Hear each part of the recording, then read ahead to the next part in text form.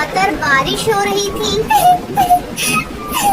हे भगवान, पता नहीं ये बारिश कब रुकेगी। पूरे घोंसले में बारिश का पानी छू रहा है। कहीं इस बारिश में घोंसला गिर न जाए। टुनटुनी के पापा जिंदा होते तो अब तक हम लोगों का पक्का घर बन गया होता। लेकिन हाय रे किस्मत, भगवान से ये भी न देखा गया। अरे टुनटुनी भाग, घोंसला टूट रहा है। बाहर पानी में मजे कर रही है, उसे भी साथ ले ले। टूनी जल्दी जल्दी टुनटुनी को लेकर घोंसले से बाहर निकल जाती है। जैसे ही वो घोंसले से बाहर निकलती है, वैसे ही उनका घोंसला टूटकर गिर जाता है। अब उनके पास रहने का कोई ठिकाना नहीं था। टूनी अपने बच्चों को लिए बारिश में इधर उधर भटकने लगती है।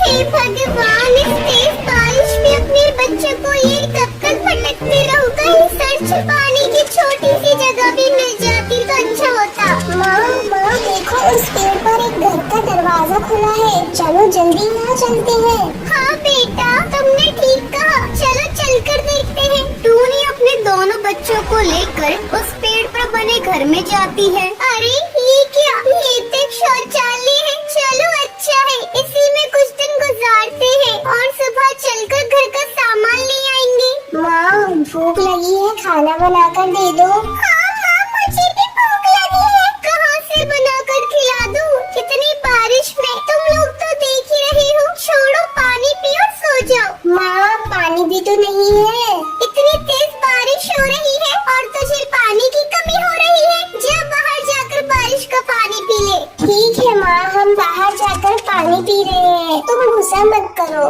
गुस्सा नहीं करूँ तो और क्या करूँ? तुम दोनों बच्चे मेरा दिमाग खा जाते हो। दिन भर तुम दोनों की बक चलती रहती है। सुबह से तुम लोग मुझे परेशान किए हुए हो। चलो अब यही कमबोर्ड के पास सो जाओ। टूनी के दोनों बच्चे कमबोर्ड के पास सो जाते हैं, लेकिन टूनी की आंखों में नींद नहीं थी। बच्चे तो जैसे तैसे सो गए। अब मुझे इनकी रात भर रखवाली करनी होगी। मुझे जहरीले जीव जंतुओं से इन बच्चों को बचाना होगा। सुबह जब उन तीनों की नींद खुलती है तो वो देखते हैं बाहर भीड़ लगी हुई है। पक्षी कतार में खड़े हैं। तभी उनमें से कौवा बोलता है, अरे इस शौचालय में तुम लोग क्या कर रहे हो? चलो हटो तुम लोग यहाँ से, हम सभी को इसमें शौचालय के लिए जाना है। कालू भैया, ये तुम क्या कह रहे हो? मैं एक गरीब अबला औरत हूँ। मेरे बच्चों को यहाँ से मत निकालो। मैं कहाँ जाऊँगी? जा तू कहीं जा, पहले तू यहाँ से हट। तू हटती है कि नहीं? मैं तेरी शिकायत सरपंच से कर दूंगा।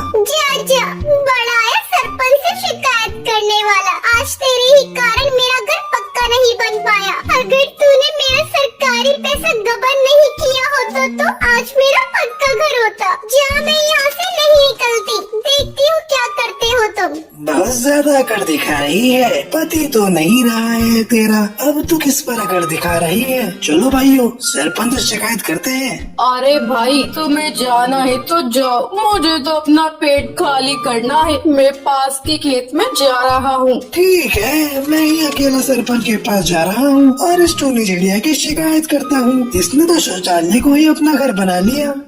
जा कर ले सरपंच से शिकायत। मैं भी तेरे पीछे पीछे आ रही हूँ। अब तो सरपंच को पैसा देना ही पड़ेगा। जब तक मेरे पैसे मुझे नहीं मिल जाते, मैं यहाँ से हिलूंगी नहीं। शोर सुनकर पास के पेड़ों की चिड़िया भी वहाँ पर आ जाती है। तुम बिल्कुल ठीक कहती हो।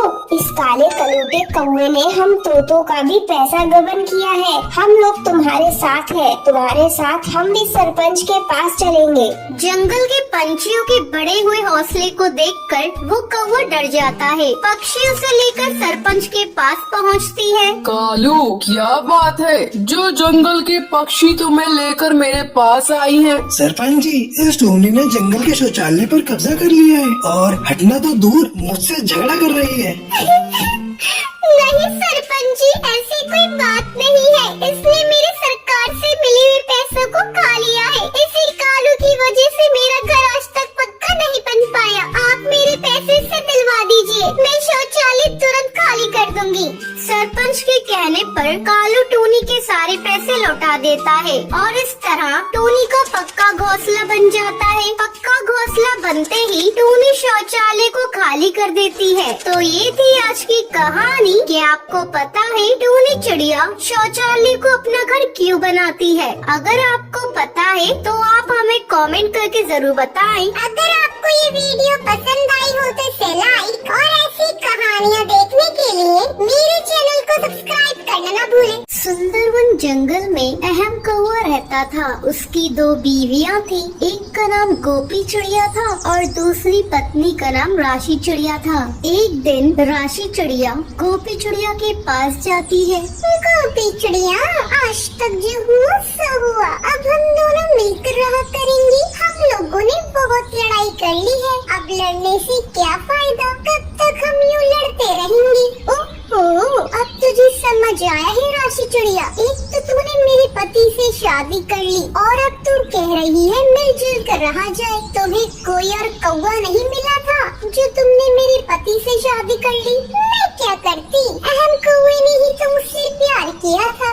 मैं मानती हूँ राशि चिड़िया, अहम कौवा पागल था जो तुमसे प्यार कर बैठा, लेकिन तुम्हें तो पता था वो शादीशुदा है, फिर भी तुमने उससे प्यार कर लिया। देखो गोपी चिड़िया, अगर तुम मुझसे मिलजुल कर रहोगी तो मैं तुम्हारी सेवा करूंगी और तुम्हारी सारी जरूरतें मैं अहम कौवे से कहकर पूरी करवा दूंगी। अच्छा, वो बस तुम्हारा पति है, पहले वो मेरा पति है। अगर मुझे किसी चीज की जरूरत होगी तो मैं खुद अहम कौवे से मांग लूंगी, तुम्हें कहने की कोई जरूरत नहीं है। तभी वहाँ अहम कौवा आता है। अरे तुम दोनों चिड़िया इतना शोर क्यों मचा रही हो? ये सब अहम कौवे तुम्हारी वजह से हो रहा है। तुमने ही मेरी सौतन लाकर मेरे सीने पे बिठा दी। पता नहीं आपको इस कलमुही चिड़िया में क्या दिख गया। अच्छा, तुम दोनों लड़ना बंद करो और जाकर मेरे लिए गिलास पानी लेकर आओ, मेरा गला सूख रहा है। तब राशि चिड़िया गोपी चिड़िया से कहती है, गोपी चिड़िया, जाओ अहम कौवे के लिए गिलास पानी लेकर आओ। क्यों पानी लेकर आऊं? तेरे पंख टूट गए हैं क्या? जा तू लाकर पिला दे अपने पति को। अच्छा, तो मैं यहाँ पानी पिलाने के लिए आई हूँ? नहीं, तुम तो यहाँ अहम कौवे के साथ बैठने के लिए आई हो। हे भगवान, मैंने 2 शादी करके अपने पैरों पे कुल्हाड़ी मार ली। 2 पत्नियां होकर भी कोई मुझे एक गिलास पानी नहीं पिला रही है। अच्छा बाबा, तुम दोनों लड़ना बंद करो, मैं खुद ही पानी पी लेता हूँ। ऐसे ही काफी दिन गुजर जाते हैं। एक दिन अहम कौवा राशि चिड़िया के लिए हार लेकर आता है। अरे ये हार तो बहुत ही खूबसूरत है, क्या आप मेरे लिए लेकर आए हैं? तभी राशि चिड़िया वहाँ पर आ जाती है। नहीं, ये हार मेरा है, ला इधर दे। नहीं दूंगी, तुम क्या कर लोगी? देखो अहम कौवे, मैं तुमसे कह रही हूँ, उससे कह दो मेरा हार मुझे वापस दे, नहीं तो मैं इसका सर फोड़ दूंगी। चल दे मेरा हार। दोनों खींचातानी करने लगती हैं। वो हार टूट जाता है। ये देखकर अहम कौवा हंसने लगता है और कमरे में चला जाता है। ले पहन इस हार को, पहनकर तू बड़ी मिस इंडिया बनने वाली थी। अरे तुम दोनों झगड़ती रहोगी या मुझे खाना भी दोगी? अभी ला रही हूँ अहम कौवे। अब दोनों खाना लेकर अहम कौवे के पास जाती हैं और उसे खिलाने लगती हैं। अहम कौवे देखो, मैंने तुम्हारे लिए लड्डू बनाए हैं। नहीं अहम कौवे, पहले तुम्हें मेरा बनाया हुआ हलवा खाना पड़ेगा। ये लो खाओ। नहीं अहम कौवे, पहले तुम मेरे बने हुए लड्डू खाओगे। अब वो दोनों जबरदस्ती अपना बना हुआ खाना अहम कौवे के मुंह में भर देती हैं। अहम कौवा उल्टी करने लगता है। अरे तुम दोनों मुझे खिला खिला कर मार डालोगी क्या? मुझे कुछ नहीं खाना है, मैं सोने जा रहा हूँ। चलो अहम कौवे, तुम मेरे कमरे में सो जाओ। चुप रहे डायन, वो मेरे कमरे में सोएगा। तूने डायन किससे कहा? मेरे पति से तूने झूठ बोलकर शादी की है, तेरा इन पर कोई अधिकार नहीं है। अब गोपी चिड़िया और राशि चिड़िया दोनों अहम कौवे को अपने कमरे में सुलाने की जिद करने लगती हैं। बस करो मेरी बहनों, बख्श दो मुझे, नहीं जाना किसी के भी कमरे में। ये कहकर अहम कौवा वहाँ से चला जाता है। फिर से गोपी चिड़िया और राशि चिड़िया दोनों लड़ने लगती हैं। तो ये थी आज की कहानी।